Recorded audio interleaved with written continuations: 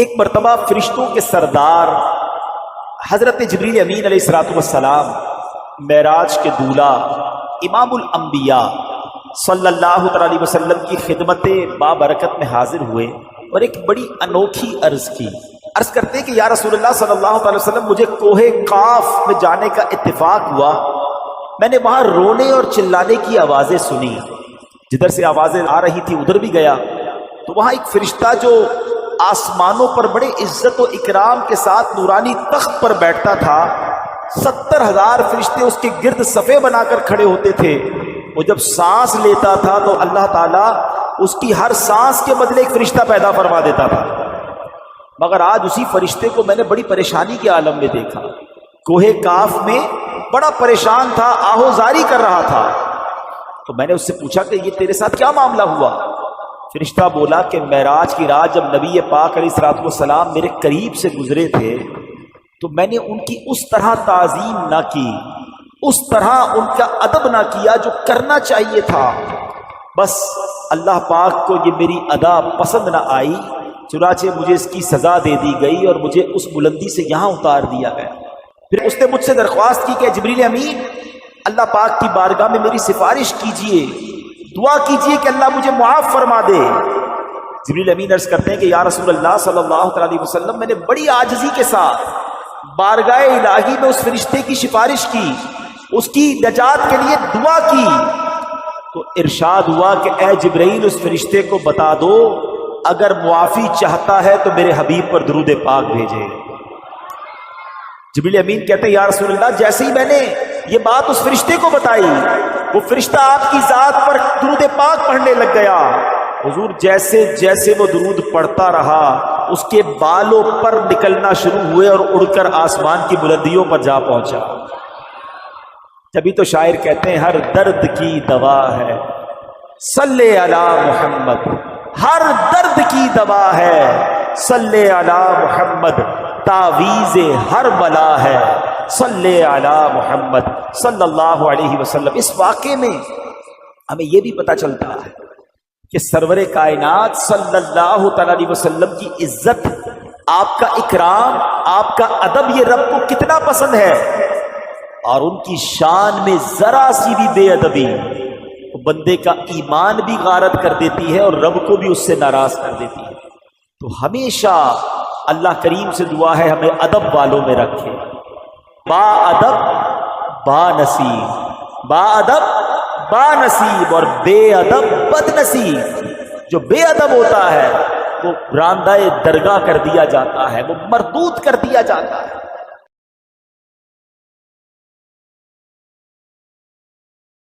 حضرت آدم علیہ السلام کا ادب نہ کیا، ساری زندگی کی عبادتیں اس کی اکارت کر دی گئیں، مردود کر دیا گیا۔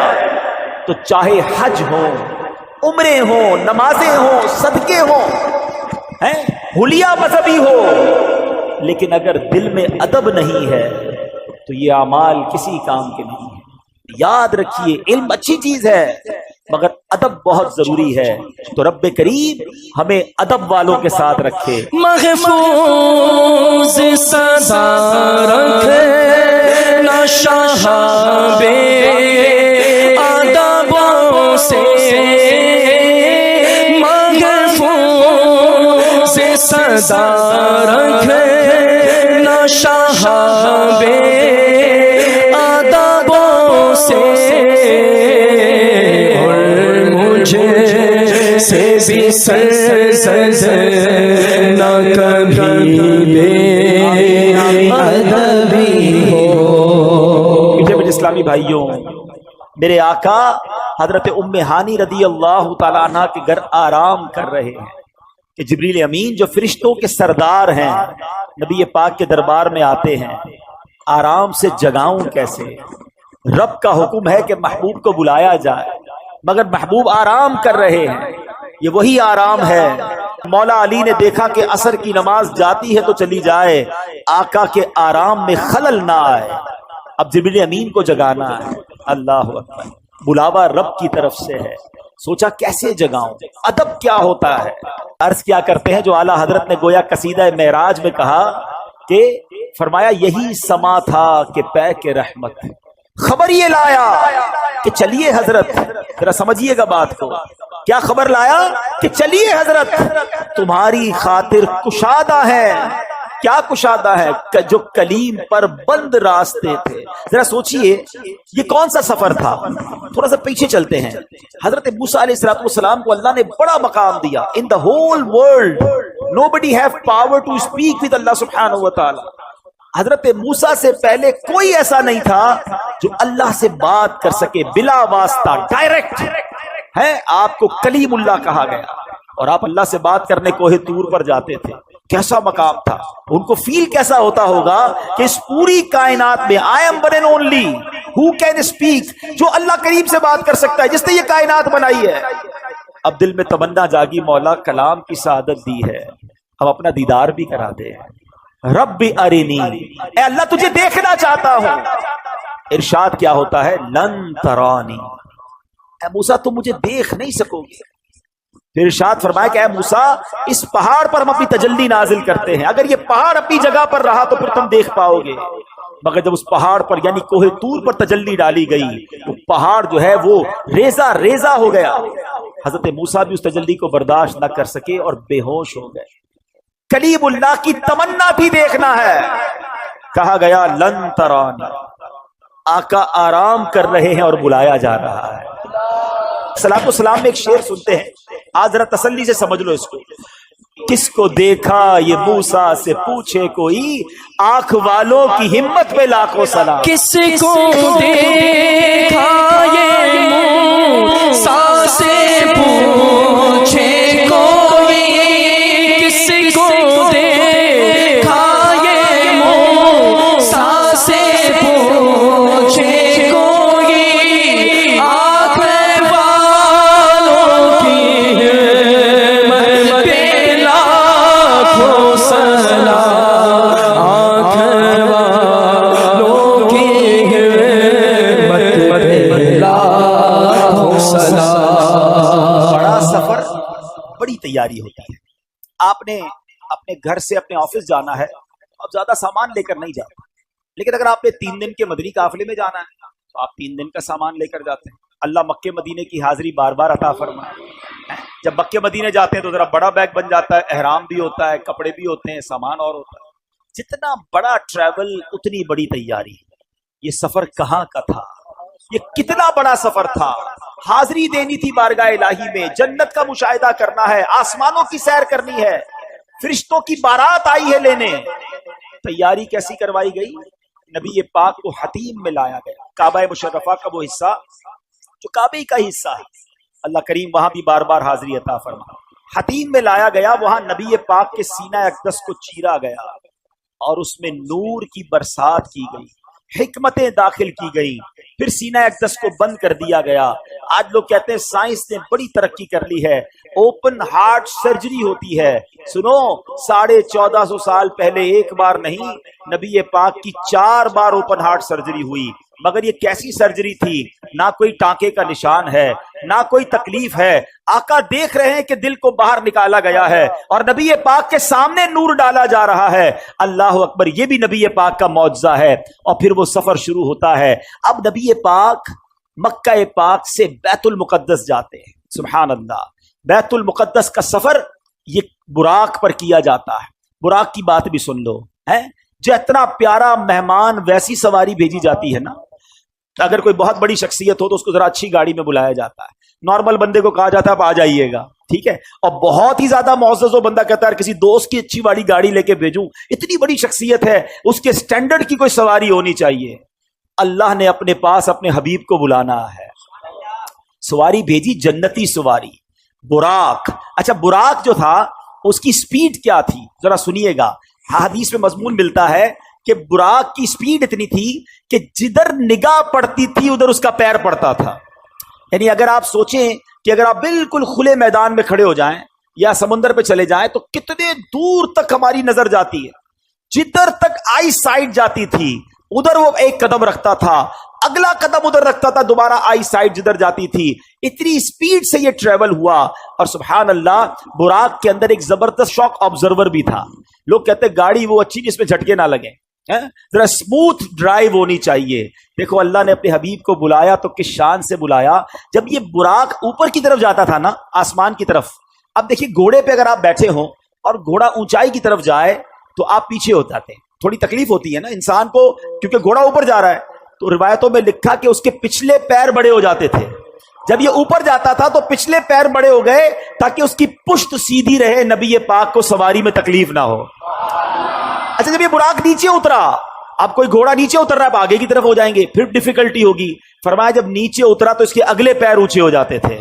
یہ وہ فلیکسیبلٹی تھی کہ حبیب کو بلایا ہے تو کوئی تکلیف نہ پہنچے. کس شان سے سواری بھیجی گئی.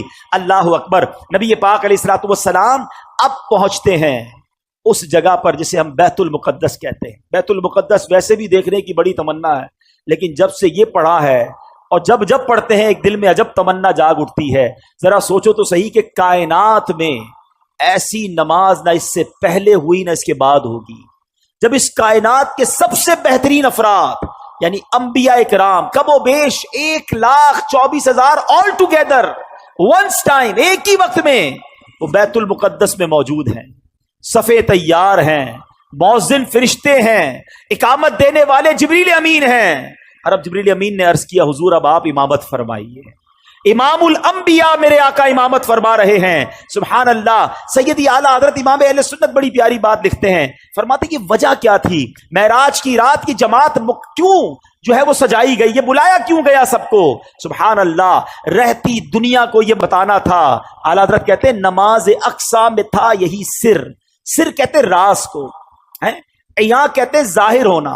فرماتے نماز اقصا میں تھا یہی سر، یہی راز تھا کہ ایاں ہو مانائے اول آخر، پتا چل جائے دنیا کو کون اول ہے کون آخر ہے دست بستہ پیچھے حاضر، سارے ہاتھ باندھے کھڑے ہیں کون جو سلطنت آگے کر گئے تھے. اقصا میں سواری جب پہنچی جبریل نے بڑھ کے کہی تقبیر، نبیوں کی امامت اب بڑھ کر سلطان جہاں فرماتے ہیں. اللہ اللہ کہو، اللہ اللہ اللہ اللہ اللہ اللہ کہو، اللہ اللہ.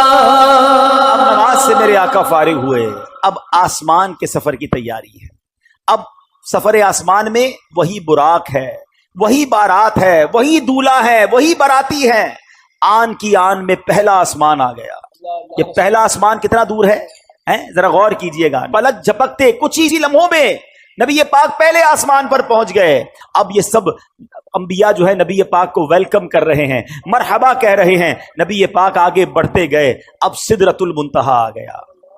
اب یہاں جو ساتھی ہے جو ام ہانی کے گھر سے لے کر ساتھ جا رہے جبریل امین، وہ عرض کرتے ہیں کہ حضور بس اب یہاں سے آگے میں نہیں جا سکوں گا، یہ میری لمٹ ہے، اس سے آگے گیا تو میرے پر جل جائیں گے. اللہ اکبر. اب اس کے آگے فقط رب کے حبیب جا رہے ہیں. یہ وہ مقام ہے کہ جبریل امین بھی پیچھے رہ گئے. اللہ اکبر. اب جناب نبی پاک علیہ الصلوۃ والسلام جب آگے جاتے ہیں، جبریل ٹھہر کر سدرا پر بولے جو بڑے ہم ایک قدم، جل جائیں گے سارے بالوں پر، اب ہم تو یہیں رہ جاتے ہیں. جبریل ٹھہر کر سدرا پر بولے جو بڑے ہم ایک قدم، جل جائیں گے سارے بالوں پر، اب ہم تو یہیں رہ جاتے ہیں. اللہ اللہ کہو، اللہ اللہ اللہ اللہ اللہ کہو، اللہ اللہ. نبی پاک کا جو اگلا سفر ہے نا، اس کے بارے میں کوئی کچھ نہیں بتا سکتا کہ وہاں کیا ہوا، کتنی دیر دیدار ہوا، اللہ نے اپنے حبیب کو کیا دیا، حبیب پاک نے کیا لیا. وہ ایسی راز کی باتیں ہیں، وہ ایسی کرم کی باتیں ہیں کہ جتنا اللہ کریم نے قرآن میں بتایا اور جتنا حبیب پاک علیہ الصلوۃ والسلام نے ہمیں آ کر بتایا، اس کے علاوہ کوئی اس کے بارے میں نہیں جانتا. قرآن مجید فرقان حمید میں اللہ کریم سورہ نجم میں کیا کمال کے ارشادات فرماتا ہے. سورہ نجم ایسا لگتا ہے جب پڑھیں تو کہ نعت پڑھ رہے ہیں. اللہ کریم ارشاد فرماتا ہے بسم اللہ الرحمن الرحیم والنجم اذا ہوا، اس پیارے چمکتے تارے محمد کی قسم. ما ضل صاحبکم وما غوا، تمہارے صاحب نہ بہکے نہ بے راہ چلے، وما ينطق عن الهوى، اور وہ کوئی بات اپنی خواہش سے نہیں کرتے، ان هو الا وحی یوحى، وہ تو نہیں مگر وہی جو انہیں کی جاتی ہے۔ سنو، میرے آقا جو کہتے ہیں اللہ کی طرف سے عطا ہوتا ہے وہ کہتے ہیں۔ اعلیٰ حضرت یوں ہی نہیں کہتے، وہ دہن جس کی ہر بات وحی خدا، چشمہ علم و حکمت پہ لاکھوں سلام ہے۔ اب یہ قرآن بتا رہا ہے کہ کیا ہوا وہاں پر، فرمایا ثم دنا فتدلا فکان قاب قوسین او ادنا، پھر وہ جلوہ نزدیک ہوا۔ قرآن کہتا ہے پھر خوب اتر آیا، تو اس جلوے اور اس کے محبوب میں 2 ہاتھ کا فاصلہ رہا، بلکہ اس سے بھی کم۔ اب باتیں کیا ہوئی وہاں پر؟ قرآن کہتا ہے فَأَوْحَا إِلَىٰ عَبْدِهِ مَا أَوْحَا، اب وحی فرمائی اپنے بندے کو جو وحی فرمائی، رب نے جو فرمانا تھا فرمایا، اور محبوب نے جو لینا تھا وہ لے لیا۔ تو اب یہ وہ سفر ہے میٹھے اسلامی بھائیوں، کہ جب نبی پاک علیہ الصلوۃ والسلام یہ سفر کر کے واپس آئے، یہ عظیم سفر ہے، جنت کے طبقات دکھائے، جہنم کے مشاہدات کیے، میں انشاءاللہ بیان کے آخر میں مشاہدات کے بارے میں بھی بتاؤں گا۔ آل ٹوگیدر جب یہ سفر کر کے نبی پاک واپس آتے ہیں تو آج لوگ کہتے ہیں جناب کہ بڑی سائنس نے ترقی کر لی ہے، بڑا مہینوں کا سفر دنوں کا سفر منٹوں میں طے ہوتا ہے، لیکن میرے آقا کے اس سفر میں جس میں ہزاروں سال کا یہ ٹریول ہے، علماء کہتے ہیں اگر اس کو لاجیکلی کیلکولیٹ کریں نا تو یہ کئی ہزار سالوں کا سفر بنتا ہے، مگر نبی پاک جب واپس آئے تو جو دروازہ کھولتے وقت کنڈی ہل رہی تھی وہ اب بھی ہل رہی ہے، جو بستر چھوڑ کے میرے آقا گئے وہ بستر اب بھی گرم ہے۔ آقا نے وضو کیا تھا، ہم وضو کرتے زمین پر پانی بہتا ہے، راوی لکھتے نبی پاک آئے وہ پانی ابھی بھی بہ رہا تھا۔ اور بڑا لاجیکلی بات سمجھ لو، ہر دور کے مطابق ہے نا انبیاء کو معجزات دیے گئے، ہر دور کے مطابق جیسا دور ویسے معجزات۔ مثال کے طور پہ حضرت موسیٰ علیہ السلام کا دور تھا، وہ جادوگروں کا دور تھا، ان کا مقابلہ کرنے کے لیے حضرت موسیٰ علیہ السلام کو عصا کا معجزہ دیا گیا، آپ نے عصا ڈالا وہ اژدہا بن گیا، فرعونیوں کے سانپوں کو کھا گیا، وہ عاجز آ گئے۔ حضرت عیسیٰ کا دور ڈاکٹرز کا دور تھا، علاج دریافت ہو گیا تھا، اس کو کاؤنٹر کرنے کے لیے آپ کو کیسا معجزہ دیا گیا کہ قرآن میں لکھا ہے کہ آپ مادر زاد اندھوں کی آنکھوں پر دم کرتے تھے، وہ آنکھ والے ہو جاتے تھے، آپ مردوں کے لیے دعا کرتے مردے زندہ ہو جایا کرتے تھے۔ تو جیسا دور ویسا معجزہ۔ میرے آقا کا جو دور تھا، جس دور میں نبی پاک آئے، وہ دور کیسا تھا؟ وہ دور تھا عربیوں کا فصاحت و بلاغت کا دور تھا، انٹلیکچوئلز کا دور تھا، اس زمانے میں بڑا عجب معاملہ تھا۔ ایک اور بڑی عجیب بات پہلے بھی میں نے بیانات میں بتائی ہے کہ جو عربی نہیں ہے وہ کیا کہلاتے ہیں؟ ہم کیا ہیں؟ عجمی۔ عجمی کا معنی پتہ ہے؟ عجمی کہتے گونگے کو، ہم کتنا شوق سے بتاتے ہیں عجمی ہیں، عجمی کہتے ہی گونگے کو، اس کا معنی گونگا ہے۔ یہ عربیوں کا ایک زوم تھا، عربیوں کا ماننا یہ تھا کہ عربی بول سکتے ہیں، یہ عجمی باقی سارے گونگے ہیں، ان کو اپنی زبان پر اتنا ناز تھا۔ یعنی اس زمانے میں تلوار کے لڑائی کے ساتھ ساتھ الفاظ سے بھی لڑائی ہوتی تھی۔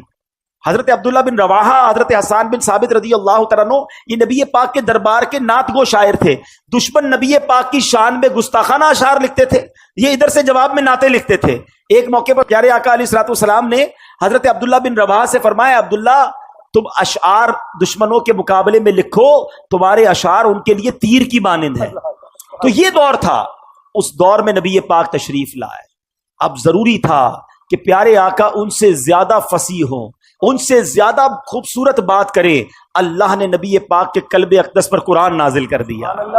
جب اللہ کے حبیب قرآن کی تلاوت کرتے تھے وہ عاجز آ گئے، وہ پریشان ہو گئے، وہ کہتے یہ کسی انسان کا کلام نہیں ہے، یہ کیسی باتیں کرتے ہیں۔ اور کمال کی بات یہ ہے انہوں نے یہ بھی دیکھا تھا کہ بچپن سے اب انہیں دیکھ رہے ہیں، یہ کسی مدرسے میں نہیں گئے، کسی استاد کے پاس نہیں گئے۔ اس کا مطلب یہ تھا کہ اللہ نے اپنے حبیب کو ڈائریکٹلی علم عطا فرمایا۔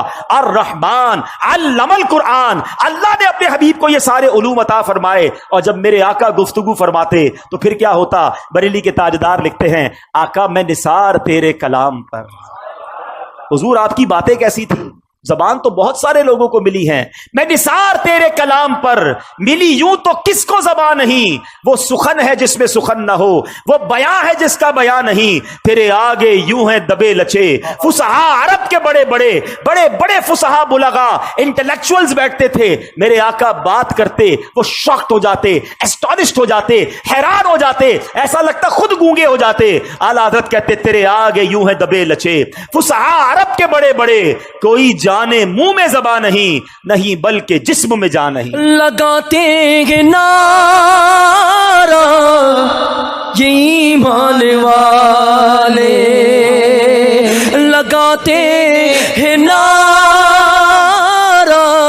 یہ ایمان والے، بولو محمد ہمارے بڑی شان والے، محمد ہمارے بڑی شان والے۔ کیا شان ہے میرے آقا کی، بولو سبحان اللہ۔ اعلیٰ حضرت فرماتے ہیں زمین و زمان تمہارے لیے، مکین و مکان تمہارے لیے، چنین و چنا تمہارے لیے، بنے دو جہاں تمہارے لیے، دہن میں زبا تمہارے لیے، بدن میں ہے جاں تمہارے لیے، ہمارے یہاں تمہارے لیے، اٹھے بھی وہاں تمہارے لیے ہیں، تمہاری چمک تمہاری دھمک تمہاری جھلک تمہاری مہک، زمین و فلک سمک و سمک میں سکہ نشان تمہارے لیے۔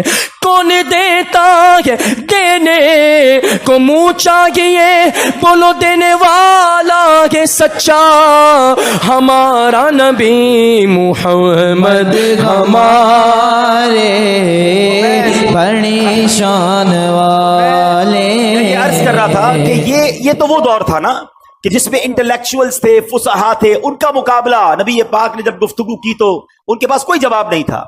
مگر میرے آقا کا دور وہاں ختم تو نہیں ہو گیا نا، لا نبی بعدی، میرے آقا کے بعد تو کسی نبی نے نہیں آنا، اب میرے آقا کا دور صبح قیامت تک ہے۔ تو ہو سکتا ہے آج کا یہ ماڈرن دور کوئی ماڈرن نوجوان آ کر کہے، سائنسدان آ کر کہے کہ جناب اب تو سائنس نے اتنی ترقی کر لی، تمہارے نبی تو اونٹوں اور گھوڑوں پر سفر کرتے تھے، آج ہم جناب چاند پر پہنچ گئے، مریخ پر پہنچ گئے، بڑا راکٹوں کا زمانہ آ گیا ہے، سپر سونک ایئر کرافٹ بن رہے ہیں، آواز کی رفتار سے زیادہ تیز طیارے بن گئے۔ بتاؤ کیا اسلام میں تمہارے نبی کے پاس کوئی ایسا معجزہ ہے جو آج کی سائنس کو جواب دے سکے؟ اللہ اکبر، سنو تو صحیح، ہزاروں سال کا سفر کر کے میرے آقا آتے ہیں اور کنڈی ابھی ہل رہی ہے۔ گویا ہوا یہ کہ کم وقت میں نہیں بلکہ نبی پاک نے یہ سارا سفر 9 ٹائم میں کیا، وقت وہی ٹھہرا ہوا تھا۔ ماجرا یہ ہے، اب عشق والا جواب سن لو، دراصل بات یہ ہے کہ میرے آقا تو سارے جہان کی جان ہے نا، جب جان چلی گئی تو جہان رک گیا تھا، آقا واپس آئے جہان نے پھر چلنا شروع کر دیا۔ اعلیٰ حضرت کہتے ہیں نا، وہ جو نہ تھے تو کچھ نہ تھا، وہ جو نہ ہو تو کچھ نہ ہو، جان ہے وہ جہان کی، جان ہے تو جہان ہے۔ اللہ اکبر، نبی پاک تشریف لائے اور اب صبح کے وقت میرے آقا نے ام ہانی رضی اللہ تعالیٰ عنہ کو جب یہ واقعہ سنایا، آپ نے کہا میرے آقا مکے والوں کو بتائیے گا نہیں، وہ مانیں گے نہیں، یہ ایسی بات ہے یہ اور آپ کی مخالفت کریں گے۔ ذرا غور کیجیے، وہ وقت تھا جب فقط 40-50 تقریباً 80-90 کے قریب مسلمان تھے، زیادہ مسلمان نہیں ہوئے تھے، 11 سن نبوی کا وقت ہے، اور میرے آقا نے فرمایا میں نے تو ضرور بتانا ہے۔ نبی پاک نے مکے والوں کے سامنے بتانا شروع کیا۔ ابو جہل بدبخت کہتا ہے اے محمد صلی اللہ تعالی علیہ وسلم، جو آپ مجھے کہہ رہے ہیں میں اگر مکے والوں کو جمع کر لوں انہیں بھی کہیں گے؟ بالکل، مکے والے جمع کر لیے گئے۔ کہا بتائیے آپ کیا کہہ رہے تھے؟ پیارے آقا علیہ الصلوۃ والسلام نے فرمایا کہ میں رات کے تھوڑے حصے میں بیت المقدس سے ہو کر آیا ہوں، میں آسمانوں کی سیر کر کے آیا ہوں۔ اللہ اکبر، مکے میں شور بچ گیا۔ ابو جہل نے نبی پاک کی گستاخی کرنا شروع کی، کہا دیکھو یہ کیسی بات کرتے ہیں، کفر والے تو تھے ہی تھے، کچھ ایمان والے بھی تذبذب ہو گئے، جو کمزور ایمان والے تھے ان پر بھی امتحان کی گھڑی آ گئی۔ یاد رکھیے گا، واقعہ معراج جہاں نبی پاک کی شان اور قدر و منزلت کو بیان کرتا ہے، وہاں یہ ایمان والوں کا امتحان بھی ہے، یہ ٹیسٹ بھی ہے کہ تمہیں اپنے نبی پر کتنا اعتماد ہے۔ اللہ اکبر، جب یہ شور شرابہ ہوا تو مکے والوں نے کہا کہ آج موقع اچھا ہے۔ ابو بکر صدیق کو پیارے آقا سے دور کرنے کا. یاد رہے سیدنا صدیق اکبر اس زمانے میں بھی بڑے معزز تھے, بڑے بیپاری تھے, ان کا مسلمان ہونا کافروں کو بڑا کھٹکتا تھا. انہوں نے کہا کسی طرح ان کو دور کر دو, اسلام کمزور ہو جائے گا. فوراً پہنچے صدیق اکبر کے گھر پر, دروازہ کھٹکھٹایا, دروازہ کھلا. کہا ابو بکر تم جانتے ہو تمہارے نبی کیا کہتے ہیں, جن کا تم بڑا نام لیتے ہو, بڑا عجیب دعویٰ کرتے ہیں. کہا بتاؤ کیا کہتے ہیں. کہا وہ کہتے ہیں کہ رات کے تھوڑے حصے میں میں بیت المقدس سے ہو کر آیا ہوں. اچھا یہ اعتراض کیوں تھا, پہلے تھوڑا ٹیکنیکلی سمجھ لو. بیت المقدس جو ہے وہ 1 مہینے کا راستہ تھا. اونٹ پہ جائیں, گھوڑے پہ جائیں تو مکے سے بیت المقدس 1 مہینے کا راستہ, واپس آئیں پھر 1 مہینے کا راستہ. 2 مہینے کا سفر. نبی پاک کا کلیم یہ تھا کہ میں رات عشاء بھی یہیں پڑھی ہے, فجر بھی یہیں پڑھی ہے, اور تھوڑی دیر میں ہو کر آ گیا ہوں. ان کو سمجھ نہیں آ رہی تھی, لاجک یہ کہتی تھی کہ ہو نہیں سکتا ہے, مگر ہر چیز لاجک سے جواب نہیں دیا جاتا. صدیق اکبر نے یہ ہمیں سکھا دیا ہے. وہ دروازے پر گئے, کہا ابو بکر تم جانتے ہو تمہارے نبی کیا کہتے ہیں. کہا کیا کہتے ہیں. کہتے رات کے تھوڑے حصے میں بیت المقدس سے ہو کر آ گیا ہوں. کہا واقعی میرے آقا کہتے ہیں. ہو سکتا ہے سوال کرنے والے نے سوچا ہو کہ اب تذبذب آ رہا ہے, ہیزیٹیشن آ رہی. کہا ہاں تمہارے نبی یہی کہتے ہیں. کہا اگر میرے آقا فرماتے ہیں تو حق فرماتے ہیں, سچ فرماتے ہیں. کہ اے ابو بکر تم تو بڑے ہوشیار, بڑے عقل مند, تم کیسے یقین سے کہہ سکتے ہو یہ سچ ہے. کیا کمال کا جواب دیا. فرماتے میں تو اس سے بڑی خبروں کی تصدیق کرتا ہوں. جب نبی پاک مجھے آسمان کی خبر دیتے ہیں کہ جبریل آتے ہیں, قرآن لاتے ہیں, وحی نازل ہوتی ہے, نہ جبریل کو دیکھا نہ قرآن نازل ہوتے دیکھا, میں نبی پاک کی جب ان باتوں کو مانتا ہوں تو میں اس کو بھی مانتا ہوں. اب ذرا جو میں بات سمجھانا چاہ رہا ہوں عقیدے کی, ٹھیک ہے, ہر 27 رجب کو یہ معاملہ ہوتا ہے. ہاں اس دن سے لے کر آج تک ہو رہا ہے کہ اس دن کچھ لوگ کہتے ہیں یہ کیسے ممکن ہے, یہ اتنی دیر میں اتنا بڑا سفر کیسے ہو گیا. اور کچھ دیوانے ہیں جو کہتے ہیں شاہ دولہ بنا آج کی رات ہے. یہ نصیب والوں کا حصہ ہے. صدیق اکبر کی راہ پر چلنے والے, ان کے نقش قدم پر چلنے والے مرحبا یا رسول اللہ کے نعرے لگا رہے ہیں, ساری دنیا میں معراج کی خوشیاں منا رہے ہیں. اور جو ابو جہل کو دیکھ رہے ہیں کہ ابو جہل نے وہاں بھی آرگیومنٹ کیا تھا, وہ آج بھی یہ سوال کر رہے ہیں کہ نہیں جناب یہ معراج جو ہے یہ روحانی تھی, یہ خواب میں تھی, یہ فزیکلی نہیں تھی. ارے بڑا آسان, بچے بھی سمجھ جائیں گے آج اگر میں جس بات کو سمجھانے جا رہا ہوں. میں آپ سے سوال کرتا ہوں, اگر نبی پاک نے 27 رجب کی صبح یہ دعویٰ کیا تھا, یہ کلیم کیا تھا کہ میں خواب میں بیت المقدس گیا ہوں, تو کسی کو کوئی اعتراض بنتا ہے؟ آپ کا بچہ صبح اٹھ کر کے ابو رات مدینے گیا تھا خواب میں, ابو پھر اس کے بعد لاہور بھی گیا, امریکہ بھی گیا, صبح اٹھا تو بستر پر ہی تھا, تو آپ کہیں گے بیٹا کوئی بات نہیں, میں بھی رات گھومتا ہی رہتا ہوں خواب میں, کوئی ٹینشن کی بات نہیں نا, خواب میں سارے ہی جا رہے ہوتے ہیں.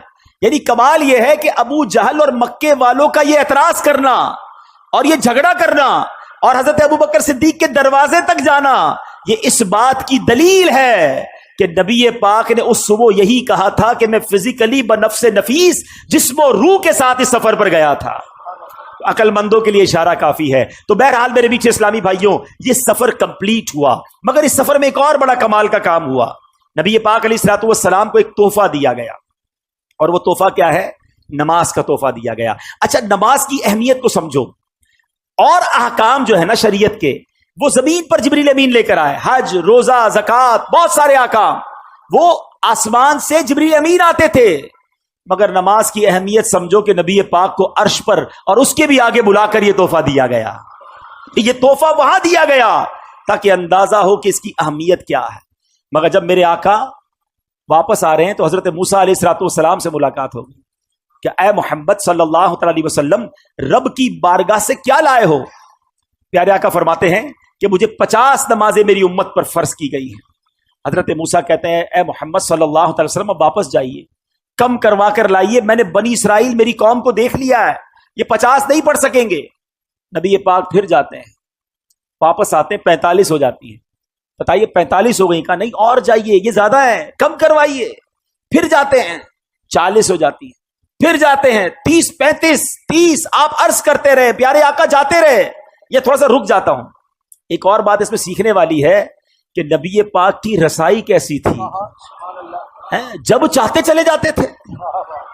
یہ ایک بار جانا نہیں ہوا, کسرے دنا تک کس کی رسائی, جاتے یہ ہیں, آتے یہ ہیں, پھر جاتے یہ ہیں, آتے یہ کیسا کنیکشن تھا, یہ کیسی اجازت تھی. اچھا ایک اور عشق والی بات علماء کہتے ہیں کہ حضرت موسیٰ نے ہمارا تو بھلا کیا ہی کیا, اپنا بھی ایک بھلا کیا تھا.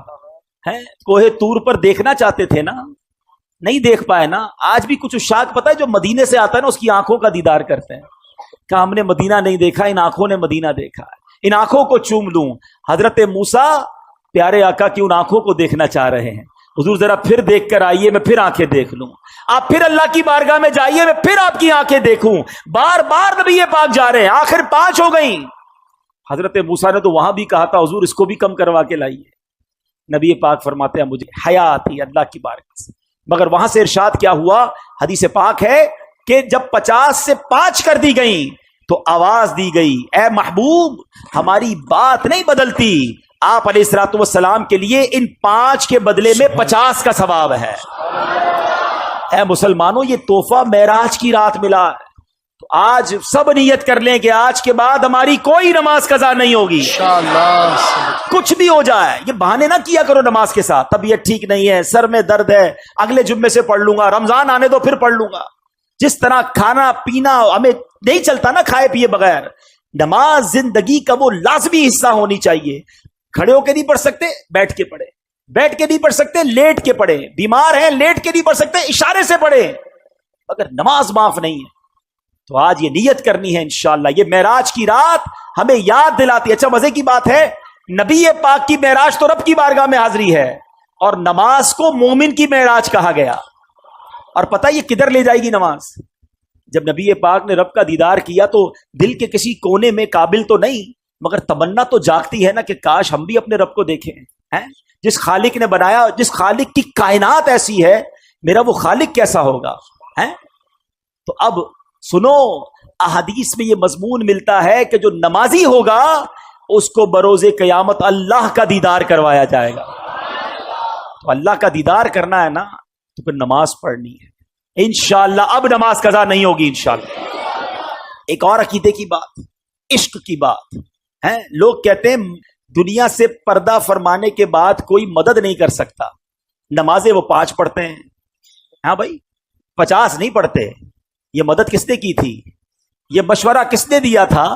حضرت موسیٰ علیہ الصلوۃ والسلام نے. وہ تو پردہ فرما چکے تھے. تو اگر مدد مانگنا غیر اللہ سے اور وہ بھی دنیا سے چلا گیا غلط ہے تو پھر ان لوگوں کو تو 50 پڑھنی چاہیے. ہم تو مانتے ہیں بھائی کہ اللہ والے دنیا سے جانے کے بعد بھی مدد فرماتے ہیں. تو اب یہ سمجھنے والی بات ہے کہ یہ احادیث میں ہے. اللہ کے حبیب فرما رہے ہیں کہ مجھے حضرت موسیٰ نے کہا کہ جائیے واپس عرض کیجئے.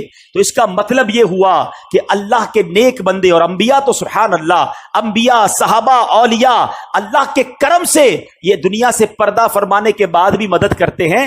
یہ یقیناً ہمارا عقیدہ ہے کہ جتنے یہ جو بزرگان دین ہیں یہ مرنے کے بعد جو بھی ہیلپ کرتے ہیں یہ اللہ کی عطا سے کرتے ہیں. یہ ہمیشہ یاد رکھیے, بِإِذْنِ اللہ, اللہ انہیں یہ پاور دیتا ہے اور وہ رب کی عطا سے کسی کی مدد کرتے ہیں. ہر نبی, ہر ولی, ہر صحابی وہ محتاج ہے رب کا, رب کسی کا محتاج نہیں ہے. تو اگر یہ عقیدہ ہے تو اس میں کوئی پرابلم نہیں ہے اور اس میں کنفیوز ہونے کی بھی ضرورت نہیں ہے. بہرحال میرے میٹھے اسلامی بھائیوں, اس واقعے کے بعد کچھ بڑے عجب واقعات بھی ہوئے جو نارملی آپ نے نہیں سنے ہوں گے. کہ ایک سفر معراج کے بعد نبی پاک علیہ الصلوۃ والسلام گھر آئے تو گھر سے باہر جب آئے تو ایک کنیز کو دیکھا جو رو رہی تھی. بیچاری کمزور سی کنیز تھی اور اس کے ہاتھ میں ایک آٹے کا تھیلا تھا. نبی پاک نے فرمایا کیوں رو رہی ہو؟ کہتی حضور میں فلاں غیر مسلم کی کنیز ہوں, میرے مالک نے مجھے چکی میں آٹا پسوانے کے لیے بھیجا, میں بیمار ہوں, چل بھی نہیں پاتی ہوں, اب مجھے دیر ہو گئی ہے, مجھے ڈر ہے کہ اب میں یہ آٹا لے کر لیٹ پہنچوں گی نا تو مجھے بہت ڈانٹے گا, مجھے سزا دے گا. بیچاری چل بھی نہیں پا رہی تھی. اللہ کے حبیب, رب کے حبیب ابھی ابھی معراج سے آئے ہیں, اتنا بڑا شرف پا کر آئے ہیں, مگر نبی پاک نے فرمایا اچھا چلو میں تمہارے ساتھ چلتا ہوں, تمہارے مالک کے پاس تمہاری سفارش کر دوں. نبی پاک نے اس کنیز کا آٹے کا تھیلا اٹھا لیا. تھوڑی سی دیر رکتا ہوں, مجھے اور آپ کو کوئی بڑا مقام مل جائے تو اب غریب تو گئے نا, ان سے ملنے کی کیا ضرورت ہے بھائی, میرے تو تعلقات کدھر ہیں, میں تو فلاں پروگرام میں جاتا ہوں, مجھے تو ادھر بٹھایا جاتا ہے, میرا تعلق بڑے لوگوں سے, اب پرانے دوست غریب رشتہ دار ان کا کیا کرنا ہے. ارے عرش کے دولہا بن کر آئے ہیں اور کنیز کے آٹے کا تھیلا اٹھا رہے ہیں. تیری عاجزی پہ لاکھوں، تیری سادگی پہ لاکھوں ہو سلام عاجزانہ. مدنی مدینے والے سنو، میرے آقا اس کے گھر پہنچ گئے، دروازہ کھٹکھٹایا. وہ نبی پاک علیہ الصلوۃ والسلام کو جب دروازے پر غیر مسلم دیکھتا ہے تو ہکا بکا رہ گیا. جانتا تھا کہ یہ مسلمانوں کے نبی ہیں. تو کہا آپ کیسے تشریف لائے؟ تو فرمایا کہ یہ تمہاری کنیز ہے، پریشان تھی، ڈر رہی تھی تمہارے پاس آنے کے لیے، اس کو معاف کر دو. وہ پتہ ہے وہ کیا کہتا ہے، وہ جو غیر مسلم تھا کہتے ہیں پہلے مجھے بتائیے آپ کو آج رات معراج نصیب ہوئی ہے نا؟ غیر مسلم کہتا ہے اے محمد صلی اللہ تعالی علیہ وسلم آج رات آپ کو معراج نصیب ہوئی ہے؟ نبی پاک نے فرمایا ہاں ہے. سنو، وہ اندر گیا، واپس آیا، اس کے ہاتھ میں تورات شریف یا انجیل مقدس آسمانی کتاب تھی، اور وہ کہتا ہے یہ دیکھیے اس میں نبی آخر الزماں کی یہ نشانی لکھی ہوئی ہے کہ وہ نبی جو آخری نبی ہوں گے، جب ان کو جس رات معراج ہوگی اس رات کی صبح وہ ایک کنیز کے آٹے کا تھیلا اٹھا کر کسی غیر مسلم کے دروازے پر جائیں گے. حضور آپ میرے دروازے پر آئے ہیں، میں کلمہ پڑھ کر مسلمان ہوتا ہوں. سبحان اللہ. یہ اللہ اکبر. اب یہ میرے آقا کی شان ہے کہ نبی پاک کی اس معراج کا ذکر اور معراج کے بعد اس عاجزی کا ذکر بھی آسمانی کتابوں میں موجود ہے. ارے جن کے نصیب میں ماننا ہوتا ہے، جن کے مقدر میں ایمان لانا ہوتا ہے، جن کے مقدر میں عشق رسول ہوتا ہے، ان کو یہ سعادت ملتی ہے. بڑی پیاری بات شاعر کہتے ہیں، عقل والوں کے نصیبوں میں کہاں ذوق جنون. ہر بات عقل سے نہیں تولی جاتی، ہر بات لاجک سے نہیں دیکھی جاتی. عقل والوں کے نصیبوں میں کہاں ذوق جنون، عشق والے ہیں جو ہر چیز لٹا دیتے ہیں. جیسے میری سرکار کے بولو ایسا نہیں کوئی، جیسے میرے سرکار کے ایسا نہیں کوئی. سبحان اللہ. اب اس میں وسوسہ اپنے قریب بھی نہ آنے دیں. بڑی آسان سی بات ہے. کیا پہلی جماعت کے طالب علم کو میٹرک کی کتابیں سمجھ آئیں گی؟ میٹرک کے طالب علم کو MBBS کی کتابیں پکڑا دو، اس کو سمجھ نہیں آئیں گی. تو ہم یہ کیوں سمجھتے ہیں کہ میرے دماغ میں جو اتنا سا دماغ ہے اس میں اللہ کی قدرت کی ساری باتیں آ جائیں؟ آج سے تھوڑے عرصے پہلے تو بلیک ہول کے بارے میں سنا ہی نہیں تھا، اب پتہ چلا دنیا میں کوئی بلیک ہول بھی ہے. اب جناب اور کہکشائیں دریافت ہو رہی ہیں. ہر بات عقل سے اور میری عقل میں آ جائے تو ہی ٹھیک ہے، یہ میری عقل کا ہی فطور ہے. ارے جب اللہ اور اس کا رسول نے فرما دیا تو اب میرا کام ماننا ہے. ہمارا وہ پنجابی لوگ بڑی پیاری بات کہتے ہیں اسی منن والے سوچن والے نہیں ہیں. منن والے بنے، ماننے والے بنے، ہمارا کام لبیک کہنا ہے. مجھے بتاؤ نا، آج سے 50 سال پہلے کوئی سوچ سکتا تھا کہ کوئی ایسا فون بھی ہوگا جس میں تار نہیں ہوگا؟ اچھا جناب، اس میں ہم آواز کے ذریعے بھی بات کریں گے، ویڈیو کے ذریعے بھی ایک دوسرے کو دیکھ سکیں گے. سچی بات بتاؤں، یہ کرامتیں معجزات سمجھانا اب سائنس نے بڑا آسان کر دیا ہے. پیران پیر دستگیر کیا کہتے ہیں؟ فرماتے ہیں نظر تو الی بلاد اللہ جمعن کخردلۃ علی حکم اتصالی. غوث پاک کہتے ہیں میں اللہ کے شہروں کو اس طرح اپنی ہتھیلی پہ دیکھتا ہوں جیسے رائی کے دانے کو دیکھتا ہوں. اب جناب باقی لوگ، ہو سکتا ہے کسی کے ذہن میں وسوسہ آئے کہ یہ کیسے ممکن ہے کہ غوث پاک بغداد میں ہوں اور ساری دنیا کو ہتھیلی پہ دیکھیں. اب سائنس نے بڑا آسان کر دیا. 5-10 ہزار کا موبائل لے لو، 100 روپے کا انٹرنیٹ ڈلوا لو، گوگل کی اپلیکیشن ڈالو، بولو دنیا کا کون سا شہر دیکھنا ہے، تو آڈا گھر بھی اس میں نظر آ سکتا ہے. ذرا سرچ کرو تو آپ کی گلی نظر آتی ہے.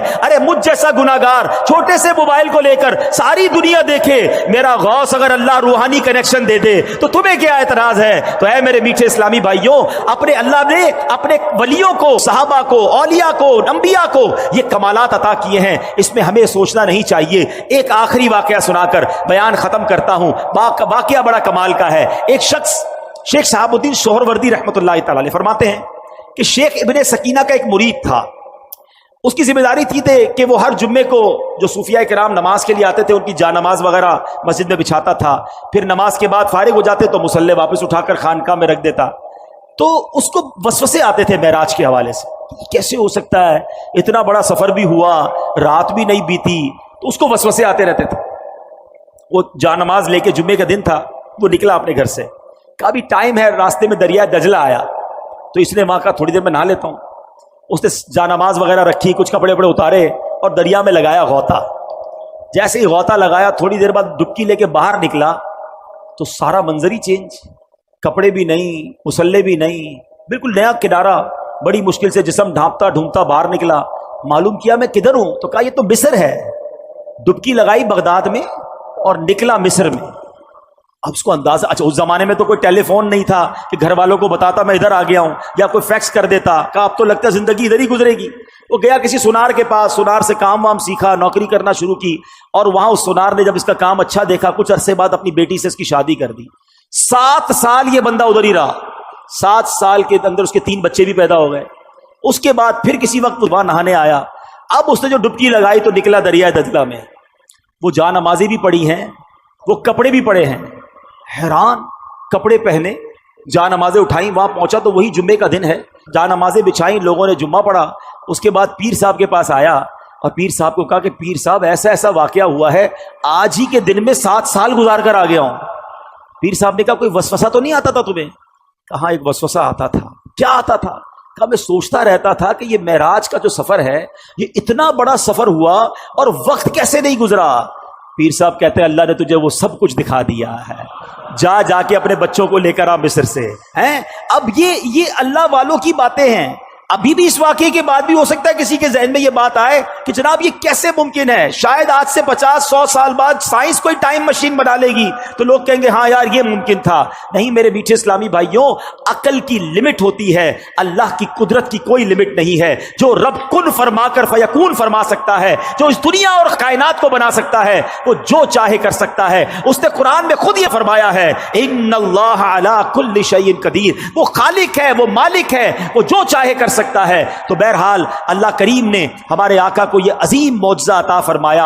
اور کیوں نہ ہمیں خوشی ہو، ہمارے کسی پیارے کو کوئی گفٹ مل جائے، کوئی نام اس کا روشن ہو جائے، ہمیں اچھا لگتا ہے. تو ہمارے حبیب کو، ہمارے آقا کو، ہمارے لجپال آقا کو یہ وہ موقع ملا، یہ وہ معراج ملی، یہ وہ سعادت ملی جو اس سے پہلے کسی کو نہیں ملی. سبحان اللہ. بریلی کے تاجدار لکھتے ہیں نا، وہ خدا نے ہے مرتبہ تجھ کو دیا، وہ خدا نے ہے مرتبہ تجھ کو دیا، نہ کسی کو ملے نہ کسی کو ملا کہ کلام مجید نے کھائی شہا. تیرے شہر و کلام و بقا کی قسم، تیرا مسند ناز عرش بری، تیرا محرم راز روح امی. تو ہی سرور ہر دو جہاں ہے شہا، تیرا مثل نہیں ہے خدا کی قسم. صدقے سنان کے قربان اس اکرام کے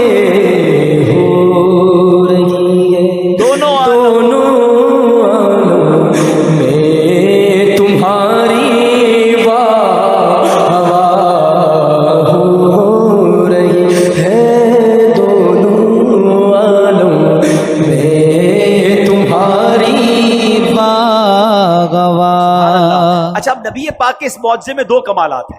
کمالات تو بہت سارے ہیں. ایک تو یہ کہ پیارے آقا نے یہ لانگ ٹریول کیا اور ٹائم نہیں لگا، ایک یہ کمال ہو گیا، یعنی ٹائم رک گیا. دوسرا کمال یہ ہوا کہ نبی پاک نے فیوچر میں ٹریول کر لیا. یہ جو نبی پاک نے جنت دیکھی، جہنم کے طبقات دیکھے، یہ سب ہونا ہے، یہ ہوا نہیں ہے.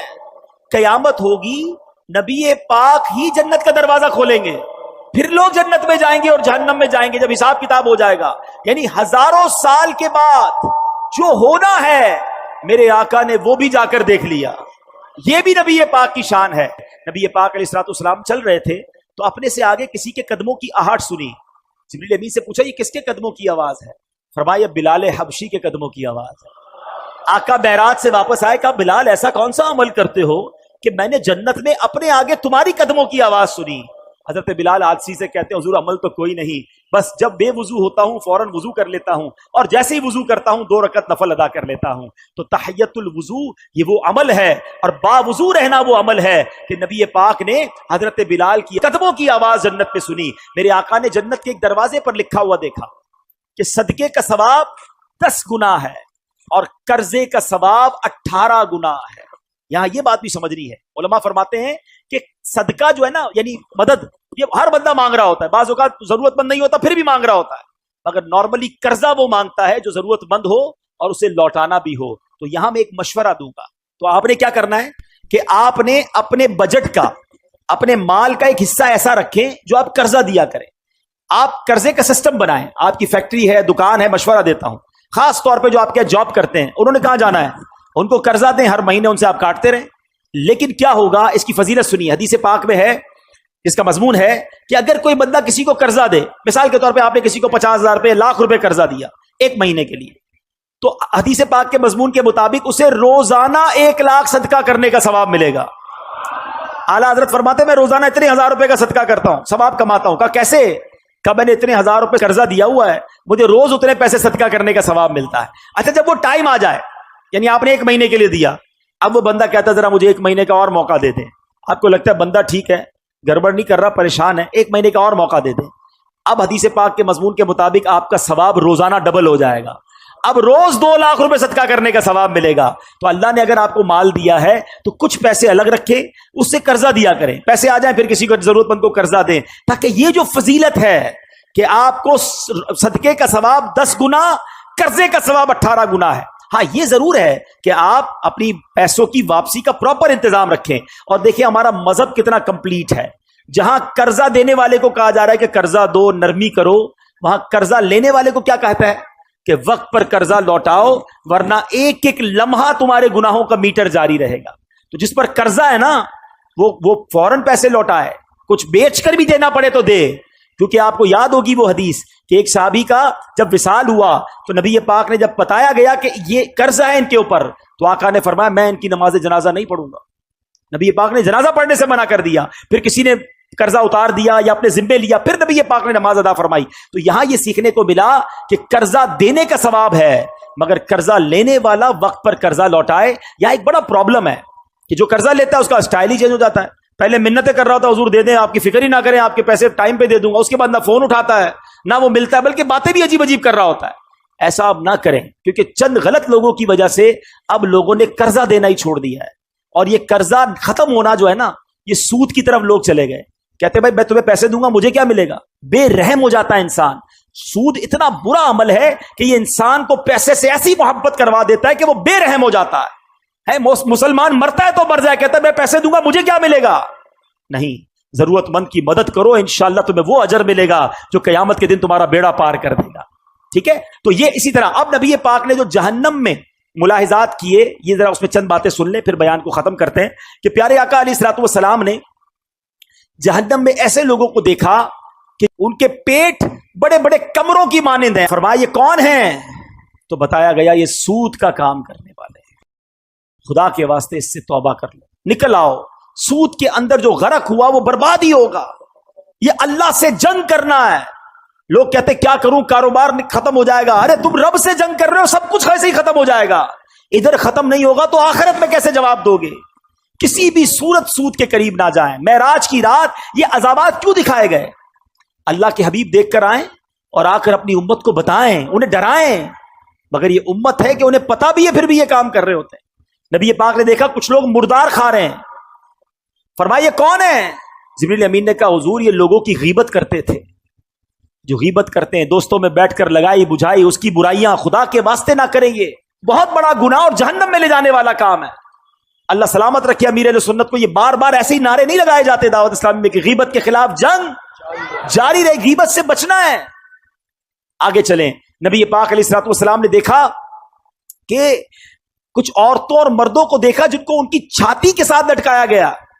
فرمایا کون ہے یہ؟ کہا کہ حضور یہ منہ پر عیب لگانے والے اور پیٹھ پیچھے برائی کرنے والے. اللہ اکبر. نبی پاک نے ایسے بھی لوگوں کو دیکھا کہ جن کے ہونٹ پکڑ پکڑ کر گل پھاڑے جا رہے ہیں پھر وہ ٹھیک ہو جاتے ہیں. عرض کیا کہ جھوٹ بولنے والے ہیں، بات بات پر جھوٹ بولتے، کیسے برداشت کریں گے؟ ایسے لوگوں کو دیکھا کہ جن کے سر کچلے جا رہے ہیں پھر ٹھیک ہو جاتے ہیں، پھر بڑے پتھر سے کچلے جاتے ہیں. فرمایا کون ہے یہ؟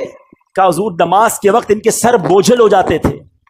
آج کسی کو کہو نماز کے لیے چلو، کہ آپ چلیں، میں ذرا طبیعت ٹھیک نہیں ہے، میں ذرا تھکا ہوا ہوں، میں بعد میں پڑھ لوں گا. نماز کے نام سے سر بوجھل ہو جاتا ہے.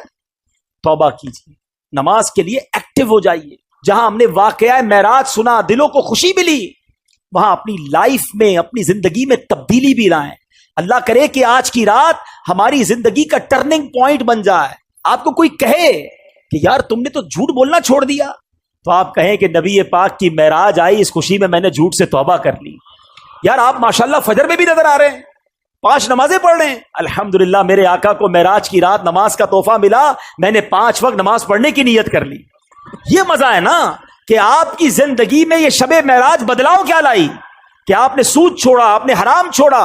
اور پھر دیکھیں میرے آقا کی بارگاہ میں جب آپ یہ تحفہ پیش کریں گے کہ حضور آپ کی معراج کی خوشی میں نے ان برے کاموں سے توبہ کی اور اب باقی زندگی انشاءاللہ آپ کی سنت کے مطابق اور دین کے احکام کے مطابق گزاروں گا, تو پھر ہم تو غلام ہیں نا.